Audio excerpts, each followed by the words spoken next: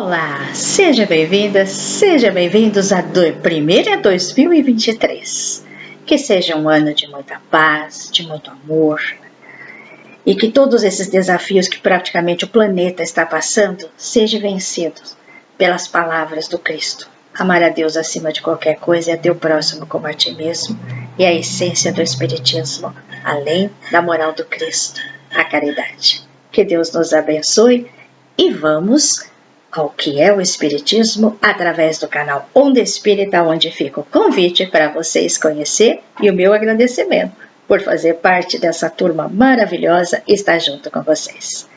No capítulo anterior, falamos sobre o antagonista, sobre o livro que é o Espiritismo, aonde Kardec fica predisposto na sua preocupação maior em levar a doutrina a quem estiver interessado em conhecê-la, sejam eles quem for. Então começamos com o antagonista e agora com o cético. O que é uma pessoa cética? Vocês sabem o que é uma pessoa cética? Então vamos ver, eu fui buscar para sempre, porque a gente tem uma ideia, mas a gente não tem vamos dizer assim, aquele esclarecimento. Olha só o que eu descobri. Seu juízo sobre as coisas é sempre condicionado por um sentimento de descrença. Então nós já vimos que esse diálogo vai ser um pouquinho apimentado, né? Então vamos lá, vamos conhecer Allan Kardec falando com o cético, o antagonista e o cético nesse momento. Vamos juntos? Vamos nessa empreitada? E com isso, lógico, vamos conhecer a doutrina. Vamos conhecer Kardec falando diretamente às pessoas de uma maneira geral, para nós termos esse conhecimento maravilhoso. Eu também estou aprendendo junto com vocês, porque estou nesse estudo. Vamos lá. Então vamos falando sobre o segundo diálogo. Deixa eu só colocar aqui para a gente continuar. Segundo diálogo. O cético, nós vamos chamar de visitante. Compreendo, cavalheiro, falando para Kardec, a utilidade do estudo preliminar que acabais de falar, que é o antigo, que é que ele conversou com o antagonista.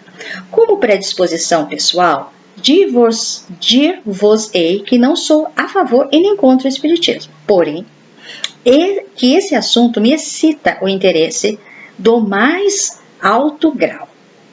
Entre as pessoas do meu conhecimento, ele coloca aqui, há partidários e adversários dele. A seu respeito, tenho ouvido argumentos muito contraditórios e propunha-me a submeter-vos algumas das objeções que foram feitas em minha presença, quero dizer, e que me parecem de certo valor para mim, ao menos que vos confesso a minha ignorância a esse respeito. Ele coloca aqui clarinho. Allan Kardec, como um gentleman que eu já falei para vocês, de uma maneira muito sutil, ele responde: terei grande satisfação, meu amigo, em responder às perguntas que me quiseres dirigir, sempre que forem feitas com sinceridade e sem pensamento oculto. Não tenho a pretensão, entretanto, de poder responder todas. O antagonista não, perdão, esse é o cético, né? Ele já fica meio assim. E ele continua. O Espiritismo é uma ciência que acaba de nascer e da qual resta ainda muito a aprender. Seria, pois, grande presunção da minha parte pretender levar de vencida todas as dificuldades. Não poderei dizer mais do que sim. Então ele já está deixando claro, né? E a colocação de Kardec é maravilhosa, né? Porque ele já deixa claro que a ciência ela nunca para. Como o Espiritismo ele está coligado à ciência, então vai ter uma continuidade. Então até aquele ponto ele tem condições. Então para que esse ele já se prepara, porque ele já está sendo objetivo e dizer, eu só vou responder aquilo que eu sei, aonde eu cheguei. Maravilhoso, né? Aí ele coloca ainda, Allan Kardec para ele, o Espiritismo prende-se a todos os ramos da filosofia, da metafísica, da psicologia e da moral. É um campo imenso que não pode ser percorrido em algumas horas. Olha o que ele coloca. Ele demorou quase 10 anos para poder fazer toda a codificação. Não é em poucas horas que ele vai poder, digamos assim, falar de tudo sobre tudo. Aí ele continua. Compreendeis que me seria materialmente impossível repetir de viva voz e a cada pessoa em particular tudo quanto tenho escrito sobre essa matéria para o uso geral. Então ele deixou claro que ali seria uma conversa onde ele não estaria falando de uma maneira particular. Ele vai pegar tudo aquilo que ele, o cético, já leu, que com certeza ele já veio preparado, ele não vai dizer nada além. Então, para que as perguntas dele sejam bem elaboradas dentro daquilo que ele já leu, que ele já estudou, que ele sabia disso, e aquilo que ele já deixou todo o seu material, o Kardec deixando todo o seu material aberto para todos. Então, essa é a colocação de Kardec. Em prévia leitura, cada qual encontrará, além disso, uma resposta à maior parte das questões que lhe venham à mente. Essa leitura tem, ele colocou aqui, deixa eu passar aqui para cima, tem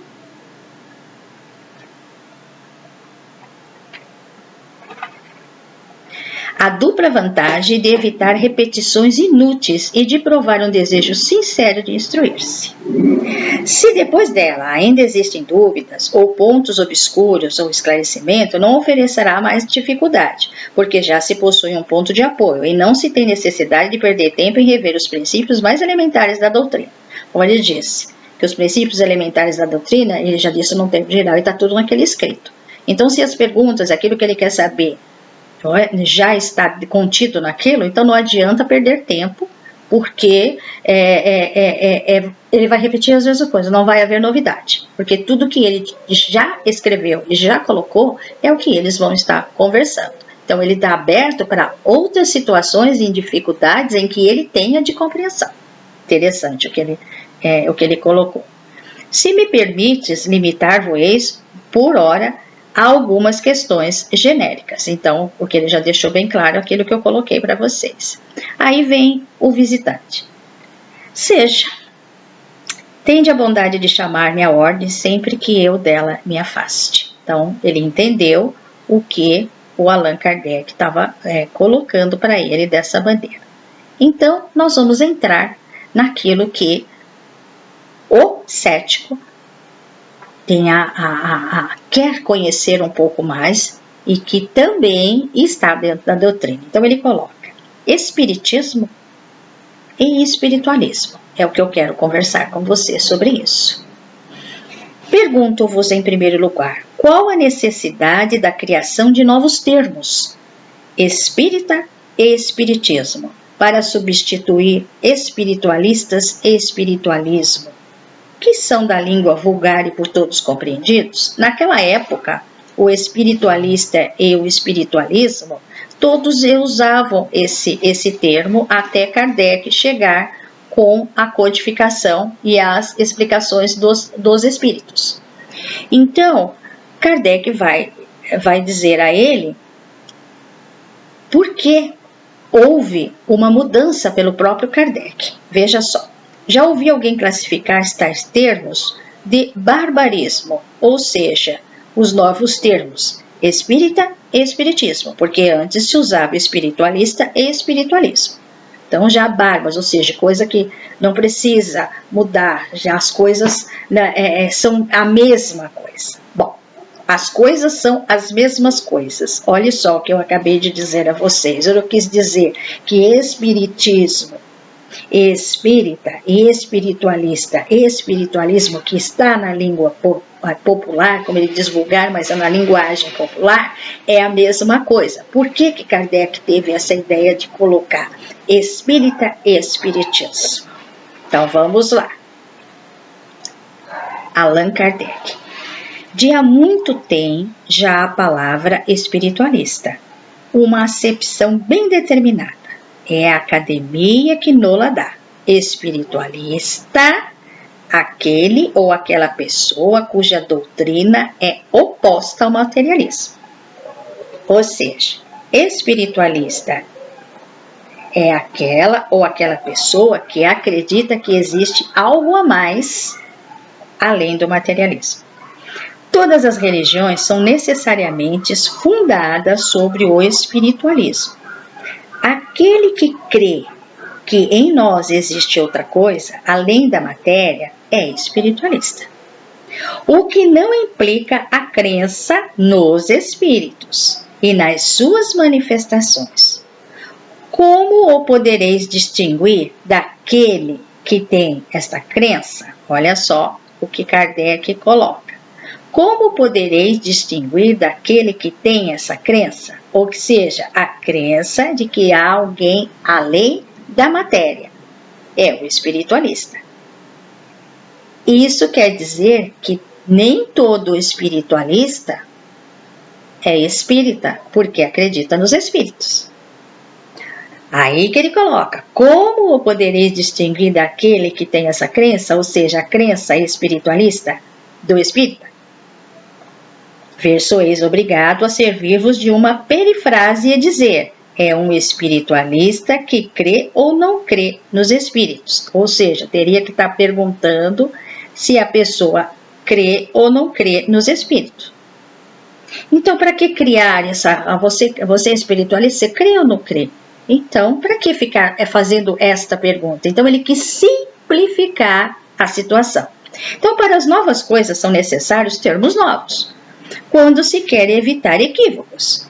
Se eu tivesse dado à minha revista a qualificação de espiritualista, não lhe teria especificado o objeto, porque, sem desmentir-lhe o título, bem poderia nada dizer nela sobre os espíritos, e até combatê-los. Já há algum tempo li num jornal, a propósito de uma obra filosófica, um artigo que se dizia pelo autor escrito do ponto de vista espiritualista. Ora, os partidários dos espíritos ficaram singularmente desapontados, se confiantes nessa indicação acreditassem encontrar alguma concordância entre o que ela ensina e as ideias por delas admitidas. Porque se você for fazer um artigo espiritualista falando de espíritos, não vai ter concordância com o título. Se adotei os termos espírita e espiritismo, ele coloca aqui, é porque eles exprimem, sem equívoco, as ideias relativas aos espíritos. Todo espírita é necessariamente espiritualista, mas nem todos os espiritualistas são espíritas. Interessante, né? Olha como os espíritos, eles pensaram em cada detalhe para poder trazer a doutrina. Maravilha, né, gente? Ainda que os espíritos fossem uma quimera, havia utilidade em adotar termos especiais para designar o que ele se refere, porque as falsas ideias, como as verdadeiras, devem ser expressas por termos próprios. Explicado. Além disso, essas palavras não são mais bárbaras que as outras que as ciências, as artes e as indústrias diariamente estão criando. Com certeza, elas não são mais do que aquela que Gal imaginou para a sua nomenclatura das faculdades, como secretividade, amabilidade, compatibilidade, e tem uma palavra aqui interessante, alimentividade, afecionividade, etc. Gal, eu fui procurar saber quem era, eu achei até interessante dizer, ele chama-se Joseph Gal, não é? Eu fui procurar o papel, mas já está aqui. Não, eu falei Gal, fiquei pensando, né? Nós temos a Gal, nossa querida amiga e cantora, eu falo amiga porque a gente que é fã, traz os cantores queridos e os poetas, né, dentro do coração. Mas ela está cantando lá no plano espiritual, com certeza.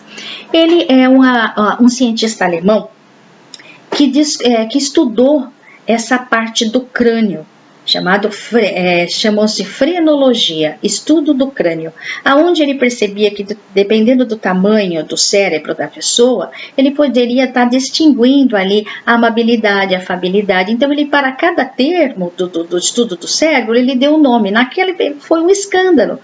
Mas ele conseguiu dizer, dentro do cérebro, vamos dizer assim, ter as suas particularidades. Então, ele fazia esse estudo. Franz Joseph Gal.